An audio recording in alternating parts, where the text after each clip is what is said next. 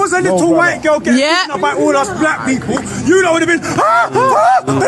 This update as we continue to investigate a serious racially aggravated assault outside a school in Ashford.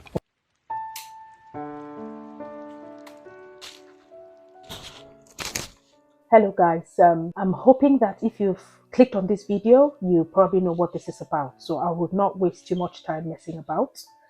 This has been a hard one for me to do for various reasons. But by the way, my name is Liwa and thanks for clicking on this video. As an introduction, on Monday the 6th of February, if you're not already aware, there was a racially motivated attack on a black girl in London, in Ashford, leaving school with her uniform. This attack was done initially by a 50-year-old white girl who can be seen attacking this young lady as she left school. This would normally not really cause the sort of uproar and reaction of this video in the first place if it was a matter of two teenagers having an altercation or still fighting. But the reason why this has caused a lot of attention, rightly so, is we can see that the 15-year-old girl who attacked another 15-year-old girl, she had her mom with her. And her mom was egging her on to do this. Now, I know most of you might have seen the video, but I'll give you my take on the situation. I just want to say that I will not share the full video for two reasons. I'll share bits that I think is important and I'll tell you why. One, because police have released a statement, which I respect, and I've urged and begged people not to share the video. One, because it will incite more hate, it will get people more angry, and two, it could sway the decision of the juries if it goes to trial, and I'm sure it will. So they want it to be as unbiased as possible. This is extremely difficult, but I don't want to encourage wrongdoing because I want this to be treated fairly. On a personal note, when this happened on Monday, I first saw the footage on Wednesday afternoon. Whenever videos circulate on fighting, I just find it naturally difficult to watch fights, even when it's staged, like boxing and even wrestling. So when I heard about this initially, I promised myself that I couldn't stomach it. But out of curiosity, I watched. And I must say that it was the most difficult minute and a half to watch. Now, excuse me if I get emotional. I have been quite reluctant to do this video because I knew that it hits home. Okay? I live in the UK. I am an African and I have kids that age. So when I watched it, I couldn't sleep. The next day, out of anger, I watched it again. And I've had two people send it to me, two subscribers say, Lua, I want you to give your take on this. And I was thinking overnight, should I? They already know, but I'll say it because my platform is here not just to talk about the good things when they're going good, but it's to voice my opinion on things that affect the society and deviate sometimes from my norm. I have 5 people to address before I go deeper. The first are bystanders and onlookers. The second is the law. The third are parents of ethnic minorities, the parents of kids who will face racism in this country, i.e. Asian, African, and the parents from Caucasian or white backgrounds as well. If you've not watched this video, I'll try to narrate it and I'll just show you the bit where, which I'll play by the side and mute it, where this girl was walked up to and the fight just started now, and I'll pause it there so that one, you can see the attacker, who I believe has not yet been found or charged, and she's still out there. So if perhaps this video stumbles across somebody who knows her, that could help. That's why I'm sharing that bit. She was attacked, and if these two girls fought by themselves, it was bad, but it will not be that bad.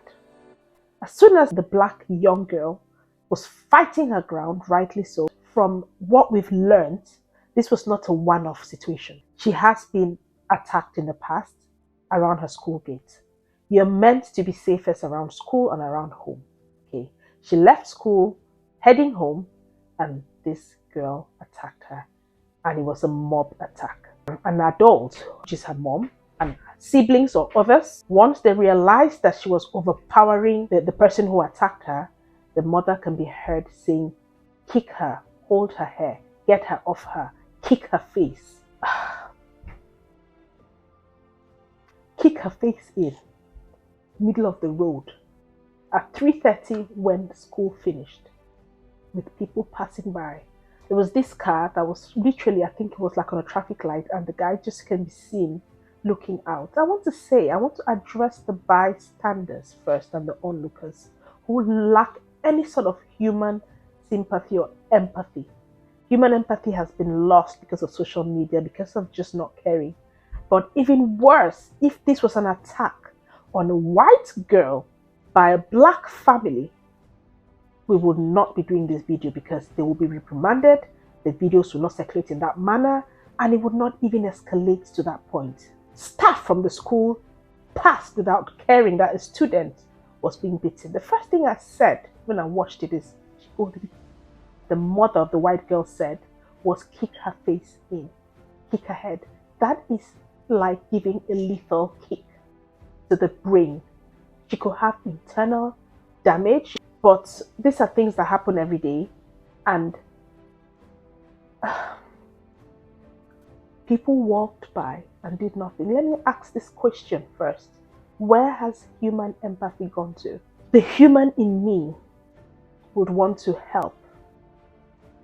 Where is everybody's conscience? Why do you guys pick up phones first to record these things? There are two things about this. It's a double-edged sword. If you think about what happened to Shankila Robinson, for an unknown reason, somebody chose to record the beating.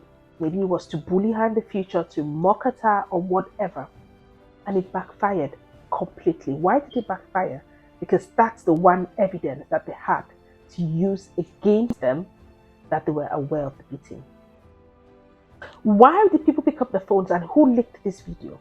And if people just stopped taking the phones out and helped people, had some human empathy, if just two people stopped that fight, it would not have ensued to this point. I want to talk to us, we all human beings who have a heart, to learn to use your empathy and stop being so cold-hearted. Stop worrying about what it will give you. People just look for the phones to do TikTok videos and be popular, perhaps at the expense of somebody's life.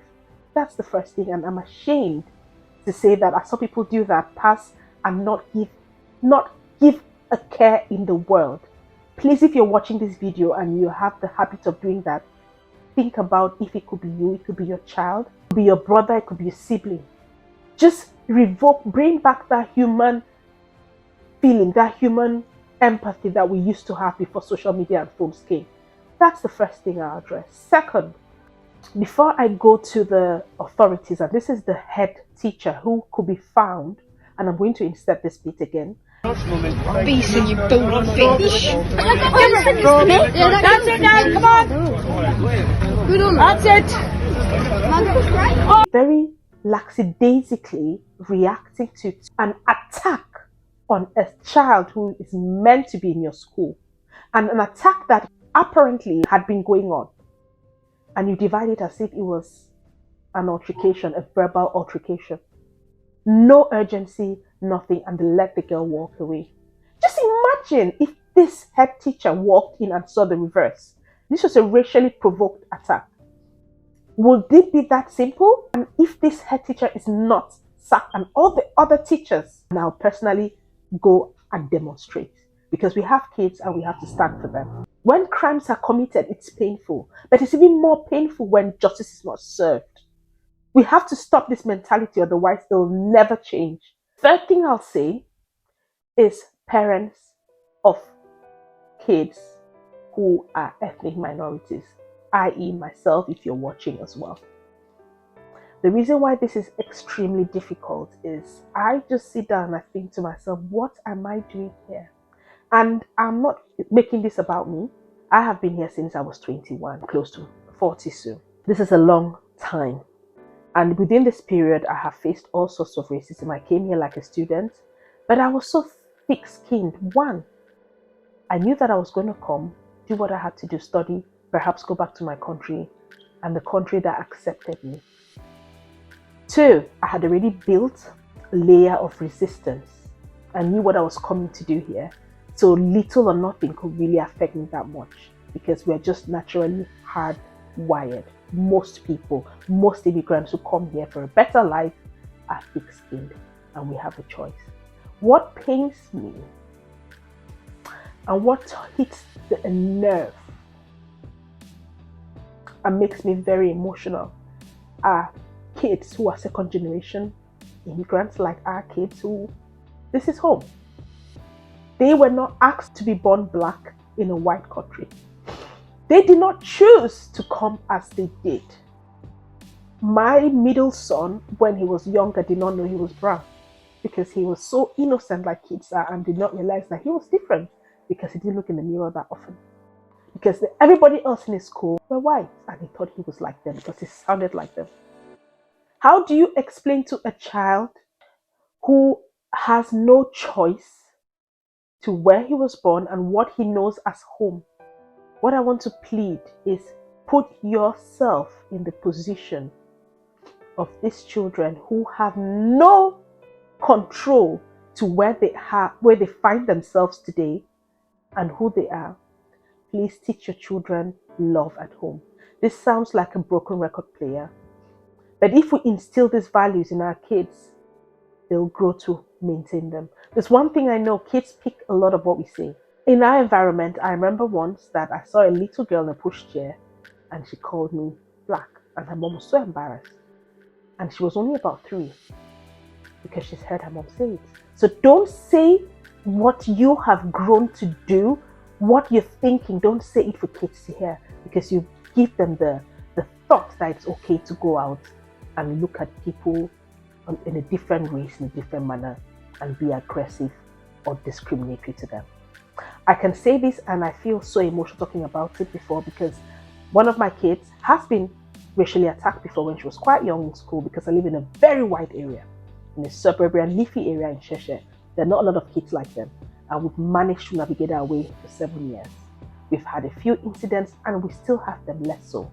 The times that I just shy away and the times that I hit them hard when it happens. It could take generations, it could take years for this to end. It's not what we want to hear, but it's the fact. So what I'll advise us parents is we need to keep getting our kids to think the way we thought when we came here.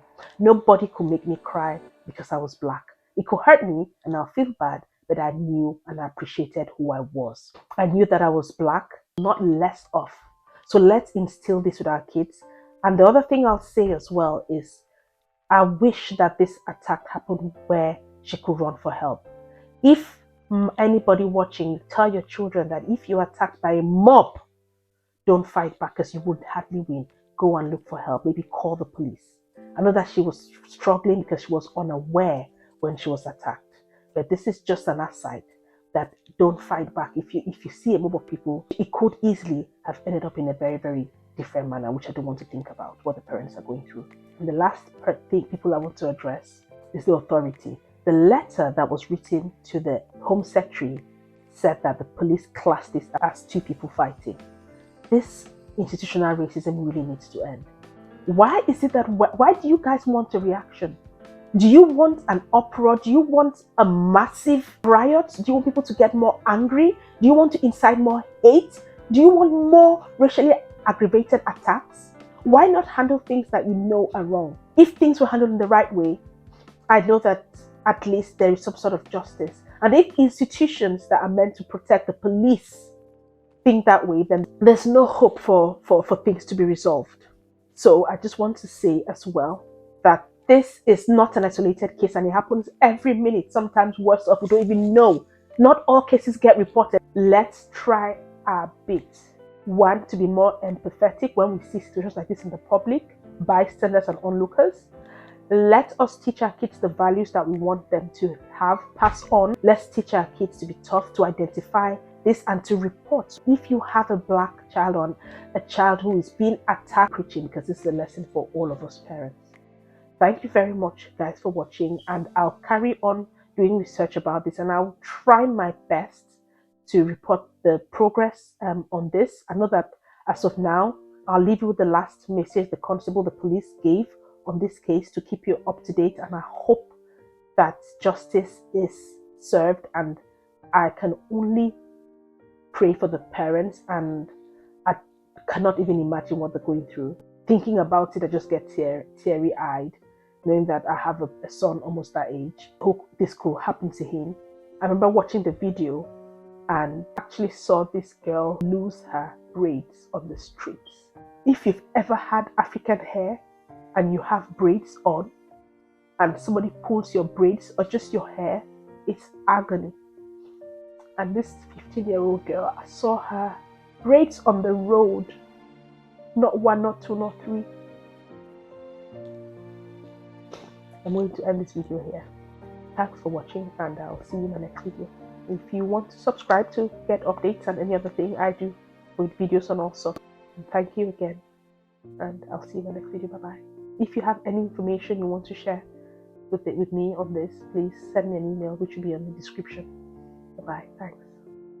Hello, I'm Chief Inspector Dallas McDermott, part of the Senior Leadership Team of North Surrey Division. I wanted to bring you this update as we continue to investigate a serious racially aggravated assault outside a school in Ashford. I want you to know that we've arrested 5 people, 4 on suspicion of attempted racially aggravated GBH.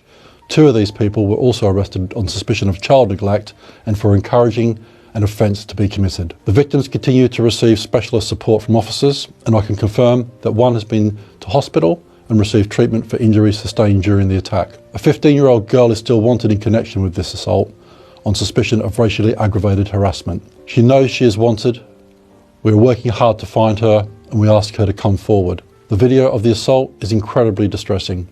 I understand that people may want to share this footage to raise awareness, but I'm requesting the video isn't shared further for 2 reasons. Firstly, it's incredibly upsetting to the victims and their family and friends to see such footage. They've been through enough.